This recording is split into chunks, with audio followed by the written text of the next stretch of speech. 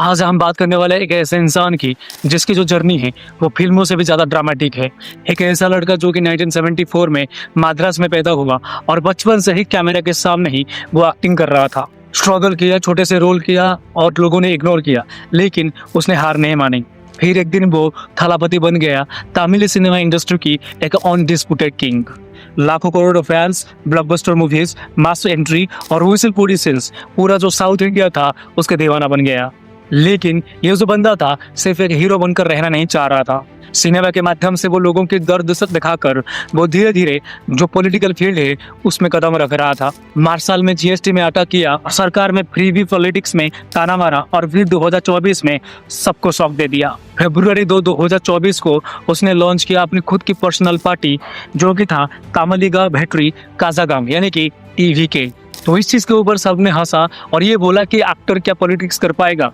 लेकिन 2025 में उसकी लाइफ में ट्रेजेडी आई, कंट्रोवर्सीज हुई, लीगल केसेस हुआ और पर्सनल प्रॉब्लम्स भी हुआ। लेकिन फिर भी 2026 की जो तमिलनाडु की जो इलेक्शन थी उसमें एक करिश्मा किया और जो पूरे तमिलनाडु है उसको हिला दिया। रिकॉर्ड 85% वोट थलापति विजय ने करके दिखाया कि अब जो द्राविडियन पार्टीज है उसकी जो मोनोपोली चल रहा था वो सब कुछ खत्म हुआ और आज वो तमिलनाडु के चीफ मिनिस्टर है। तो आज इस वीडियो के माध्यम से हम बात करेंगे वो कैसे एक एक्टर से एक पॉलिटिशियन बने। तो चलिए शुरू करते हैं। दोस्तों, हर बड़ी सक्सेस की जो शुरुआत होती है वो शुरू होती है एक छोटे से सपने से। थलापति विजय की जन्म हुआ था 22 जून 1974 मद्रास तमिलनाडु में। तो उनकी जो फादर है एस ए चंद्रशेखर, वो एक वेल नोन डायरेक्टर थे और उनकी जो मदर थे शोभा चंद्रशेखर, वो एक प्लेबैक सिंगर और एक होम मेकर थे। तो बचपन से ही घर में उनके सिनेमा का माहौल था, इसीलिए वो कैमरे के सामने आने लगे। सिर्फ 10 साल की उम्र में उन्होंने अपनी पहली movie as a child artist के तौर पर काम किया था भेट्री मूवी में। उसके बाद उन्होंने नलैया थिरुपु, इथु और पोन बसंतम और कई फिल्मों में छोटे छोटे रोल्स किए। लेकिन बचपन से ही उनका एक्टिंग का बड़ा शौक था। तो जब वो टीनेज के हुए तो उन्होंने हीरो बनने का सपना देखा, लेकिन ये जो रास्ता था वो इतना आसान नहीं था।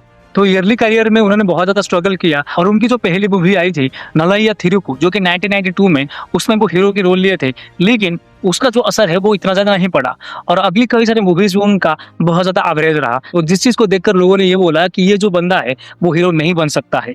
लेकिन थलापति विजय जो है वो खुद को हार नहीं मानी। उन्होंने खुद को पॉलिश किया, डांस, एक्शन, डायलॉग डिलीवरी सब में मेहनत की और फिर आया यहाँ पे एक टर्निंग पॉइंट। 1996 में जो फिल्म में आई उनकी पुवे उनकागा, उस फिल्म के माध्यम से उनको एक नई पहचान मिली। और उसके बाद लव टुडे, वंस मोर, मिनासरा कनावू, इसके बाद एक उन्होंने हिट देते गए और फिर गिली जो कि 2004 में आया था, उनको एक सुपरस्टार बना दिया और उन्होंने उन्हें प्यार से नाम दिया थलापति। इसका मतलब होता है लीडर, ऐसा लीडर जो स्क्रीन पे आने के बाद पूरे थिएटर में हंगामा मचा देता है। लेकिन सबसे बड़ी इंटरेस्टिंग बात यह थी कि जो थलापति विजय थे वो अपनी मूवी के माध्यम से जो सोसाइटी की जो प्रॉब्लम्स है उसकी जो मुद्दे है वो उठा रहे थे। मार्शल जो कि 2017 में मूवी आई थी उसमें वो जीएसटी के ऊपर बात उठाया और इसके साथ साथ जो मेडिकल सिस्टम है हमारे देश की उसके ऊपर अटैक किया। उसके बाद उनकी जो सरकार मूवी आई थी 2018 में, उसमें वो जो फ्रीबीज पॉलिटिक्स है उसके ऊपर आवाज उठाया और इसके साथ साथ जो गवर्नेंस है उसके ऊपर भी सवाल उठाया। तो लोगों ने सोचा कि ये कोई सिर्फ एक हीरो नहीं बल्कि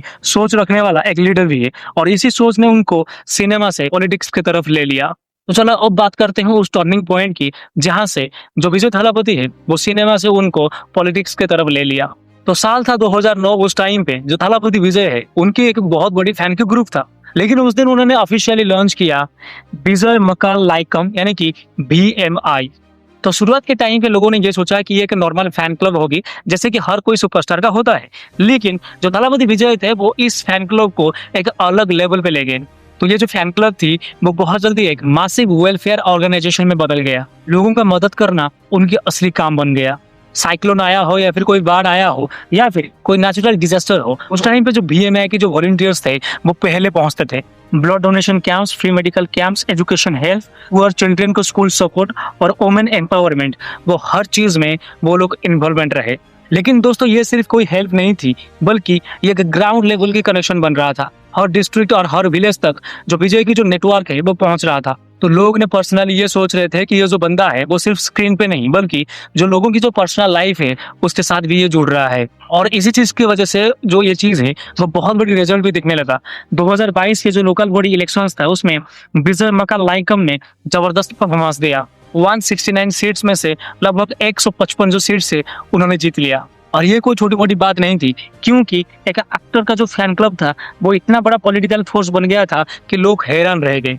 उसके बाद क्या होता है कि विजय थालापति ने टीवी के लॉन्च करते हैं और इसके लॉन्च के बाद जो डीएमके और जो बीजेपी है उनको दोनों तरफ से अटैक किया। लेकिन जो थालापति विजय थे उन्होंने ये कहा कि मैं किसी के अगेंस्ट में नहीं हूँ, मैं यहाँ पर तमिलनाडु के लिए हूँ। लेकिन दोस्तों, कोई भी जो सक्सेस की जर्नी होती है वो इतना आसान नहीं होती है। ये जर्नी जो होती है कि सक्सेस के साथ साथ जो छोटे मोटे कंट्रोवर्सीज या फिर जो प्रॉब्लम्स होती है वो भी आते हैं। तो थालापति विजय की जो सक्सेस जर्नी है उस चीज में एक ऐसा वक्त आया जो कि था सबसे बड़ी और सबसे पावरफुल घटना, जो कि थी 2025 की करूर ट्रेजेडी। तो विजय थालापति क्या कर रहे थे कि 2025 में एक कैंपेन कर रहे थे, लेकिन उस कैंपेन के दौरान बहुत ज्यादा भीड़ थी। तो लोगों ने थालापति को देखने के लिए पूरा भीड़ जमा हुआ था, लेकिन इस रैली के टाइम पे एक स्टैम्पेड जैसा हादसा हो गया। तो इस ट्रेजेडी की वजह से लगभग 41 लोगों की जान चली गई और बहुत सारे जो लोग हैं वो घायल हो गए। तो ये चीज देखने के बाद क्या होता है कि जो पूरा तमिलनाडु होता है वो पूरा शॉक हो जाता है। और विजय थालापति ने तुरंत इस चीज को लेकर माफी मांगी और जो विक्टिम के परिवार थे उनको हर तरफ की मदद करने के लिए वादा किया। और जो विजय थालापति थे उन्होंने पर्सनली जितने भी जो अफेक्टेड फैमिलीज थे उनसे मिलने के लिए कोशिश की, लेकिन जो अगेंस्ट पार्टी थे उन लोगों ने इस चीज को एक पॉलिटिकल मुद्दा बना दिया और ये जो केस थी वो सीबीआई तक पहुंच गया और इसके साथ साथ एक हाई प्रोफाइल इन्वेस्टिगेशन भी शुरू हो गया। और ये जो इंसिडेंट है वो थालापति विजय का जो पॉलिटिकल कैरियर थी उसका एक सबसे बड़ा चैलेंज बना। कई लोगों ने इस हादसे को लेकर उनको इस ट्रेजेडी का एक जिम्मेदार बना दिया और कई सारे लोग जो उनको सपोर्ट कर रहे थे वो इस चीज को एक अनफॉर्चुनेट एक्सीडेंट बताया, क्राउड मैनेजमेंट में गड़बड़ हुई ये चीज बोला। और इसके साथ साथ बहुत सारे लीगल और जो पर्सनल कंट्रोवर्सीज है वो भी सामने आए। इसके बाद जो कंट्रोवर्सीज आए वो था टैक्स एवेशन केस, जो कि विजय और उनके जो प्रोडक्शन हाउस पर पुराने टैक्स रिलेटेड जो केसेस था जो अब एक पॉलिटिकल मुद्दा बन गया। और इस चीज के ऊपर जो ईडी और जो इनकम टैक्स थे वो लोग इस चीज के ऊपर इन्वेस्टिगेशन किया। तो यदि उन लोग की पर्सनल लाइफ की प्रॉब्लम के बारे में बात करेंगे तो उनकी जो वाइफ थी संगीता, उन्होंने एक हाई प्रोफाइल जो डिवोर्स है उनके ऊपर लगा दिया। कोर्ट केसेस और जो पर्सनल जो एलिगेशन है वो पब्लिक में आने लगे। अपने पेरेंट के साथ भी उनका जो रिश्ता है वो काफी कंटेंटियस हो गया था। मीडिया में कई रिपोर्ट्स आए जिसमें फैमिली डिस्प्यूट्स की भी बात हो रही थी। तो इतने सारी चीजें एक साथ होने की वजह से लोगों ने ये सोचा कि जो पॉलिटिकल कैरियर है थालापति विजय की वो खत्म हो जाएगी और जो अपोजिशन थी वो उनको फुल फोर्स के साथ उनके ऊपर टारगेट किया। लेकिन जब उनको सब टूटे हुए देख रहे थे तब उस टाइम पे उनके जो लाखों करोड़ फैंस है वो सब उनके साथ खड़े भी हुए थे। तो थालापति विजय ने उस टाइम पे चुप रहने की वजह वो अपनी खुद को बहुत ज्यादा स्ट्रॉन्ग किया। उन्होंने कहा कि ये सब चीजें जो है वो उनको रोक नहीं सकता है, वो तमिलनाडु के लिए पक्का लड़ेंगे। तो दोस्तों, जिस टाइम पे थालापति विजय को सब लोग कंट्रोवर्सीज के अंदर डूबे हुए देख रहे थे उस टाइम पे तो थालापति विजय है उन्होंने कुछ ऐसा कारनामा करके दिखाया। 2026 के जो तमिलनाडु की असेंबली इलेक्शन, तो ये जो इलेक्शन थी वो तमिलनाडु की हिस्ट्री में सबसे बड़ी मेमोरेबल इलेक्शन बन गया। तो उनकी जो 2026 के इलेक्शन के बारे में बात करने से पहले हम बात करते हैं उनकी पॉलिटिकल पार्टीज के बारे में, जो कि 2 फरवरी 2024 में चेन्नई के जो मरीना बीच के पास एक बॉडी इवेंट में थालापति विजय ने ऑफिशियली अनाउंस कर दिया। तमिलगा भेट्री कजागम यानी कि टीवी के उन्होंने अपने पार्टी का नाम अनाउंसमेंट किया। तो जिस टाइम पे वो अपने लोगों और अपनी जो पॉलिटिकल पार्टीज के नाम रिवील कर रहे थे उस टाइम पे जो पूरा स्टेडियम और जो पूरा तमिलनाडु है वो गूंज रहा था। तो पार्टी लॉन्च के टाइम पे उन्होंने बहुत सारे प्रॉमिस भी किए, जैसे कि करप्शन फ्री गवर्नेंस, एजुकेशन और एम्प्लॉयमेंट पे फोकस, वुमेन सेफ्टी और एम्पावरमेंट, सबके लिए इक्वल अपॉर्चुनिटीज। और तो इतने सारे वादा सुनने के बाद जो लोगों की रिएक्शन थी वो देखने लायक यहाँ पर थी। तो तमिलनाडु भेट्री कजागम यानी कि टीवीके ने जो लैंडस्लाइड विक्ट्री हासिल की, थालापति विजय की जो पार्टी ने वो क्लियरली मेजोरिटी से जीत लिया और थालापति विजय तमिलनाडु के नया चीफ मिनिस्टर बन गए। और ये सिर्फ एक इलेक्शन की रिजल्ट नहीं थी बल्कि जो बहुत पुरानी जो द्रविडियन पॉलिटिक्स की जो मोनोपोली थी उसका एंड था। डीएमके और एआईएडीएमके उसकी जो ट्रेडिशनल डोमिनेंस थी उसको एक एक्टर ने सिर्फ 2 साल में चैलेंज करके तोड़ दिया। थालापति विजय ने जो तमिलनाडु में जीते उसके कई वजह थे। पहले वजह ये थी कि जो लोगों ने डीएमके के जो फैमिली पॉलिटिक्स और जो डिनेस्टिक रूल से बहुत थक चुके थे, हर जगह एक ही फैमिली का जो राज है वो देख रहे थे।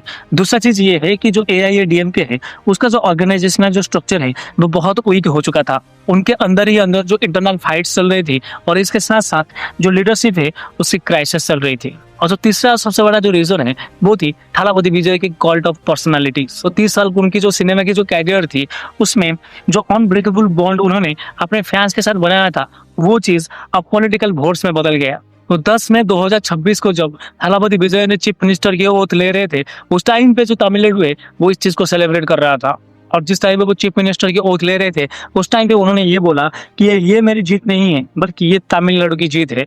लेकिन यहाँ से एक बहुत बड़ी जो प्रॉब्लम है, जो चैलेंजेस है, वो शुरू होती है। वो ये चीज है कि जो विजय है, उनके पास जो लेजिस्लेटिव जो एक्सपीरियंस है, वो बिल्कुल नहीं है। गवर्नमेंट को चलाना, ब्यूरोक्रेसी को हैंडल करना और जो बड़े-बड़े जो प्रोमिसेस उन्होंने किए हैं, उस चीज़ को पूरा करना ये एक बहुत बड़ी ज़िम्मेदारी है।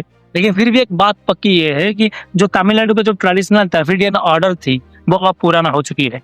विजय की जीत ने ये साबित कर दिया कि जो तमिलनाडु के लोग हैं, वो असल में ये चाहते हैं कि वहाँ पर चेंज हो सके और इसके साथ-साथ वो एक ऐसा लीडर चाहते हैं, जो उनके साथ पर्सनली कनेक्टेड हो।